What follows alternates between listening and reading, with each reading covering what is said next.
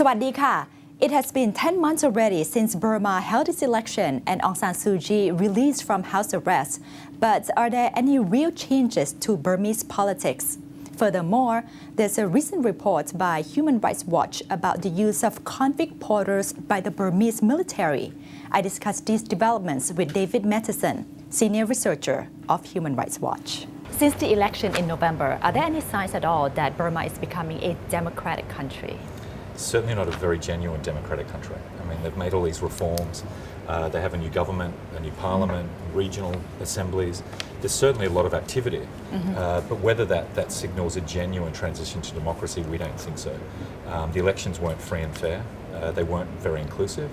And there are some positive signs coming from the new government, but it's still insufficient to say that it's genuine democracy. What are some of the positive signs? Well, they're raising issues that they weren't interested in the past. I mean, the new president has said we have to tackle corruption, we have to fix the economy, we have to look at development. Now, these are quite interesting things. We agree with them. The new government should be looking at this, but we're just not sure how sincere he is. And so far, these are just words. You know, he's saying the new government needs to look at this and all these different issues. But how they're going to do it, I think, is open to question. And their ability to do it as well. I mean, after decades of military rule, there's very little bureaucratic capacity in the country to do a lot of this. The education system is in a mess. The economy is in a mess. So far, we haven't seen that they're genuine about actually tackling a lot of these deeper systemic issues. It seems that the international community accepts this government, though. I think there's varying levels of acceptance. I think there's some governments in Southeast Asia, the Chinese, for example, that basically say, look, fine, you've had an election, you're moving in the right direction, that's something. Good, let's move on and kind of trade together and have better relationships. But then you've got Western countries, the United States and Europe, that accept the new government without legitimizing it, without endorsing it. It's just like, look, you've had an election, you've got a new government, we don't really think you've changed, but we'd like to hope that you do. So I think there's various levels of acceptance. But what is clear is that the elections have brought an understanding, certainly amongst Western countries, that they need to actually engage with the new government more.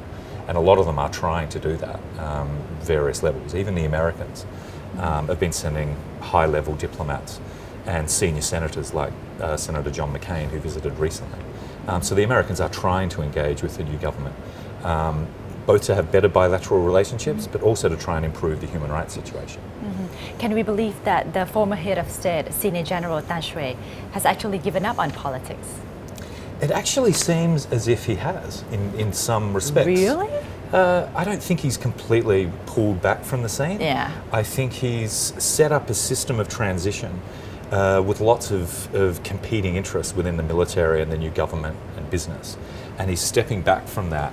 And he probably still has complete control over it, but maybe not everyday control. You know, I don't think he's making the ultimate decisions. You know, several years ago before the elections, I think most things went through Tan Shui and number 2, Lieutenant General Mong A. And I don't think that's really the case now. I think you've got this new layer of military leaders like President Thein Sein and the new vice presidents who are calling the everyday shots. But for important issues, I think they probably go on and check things with the old man and Naypyidaw.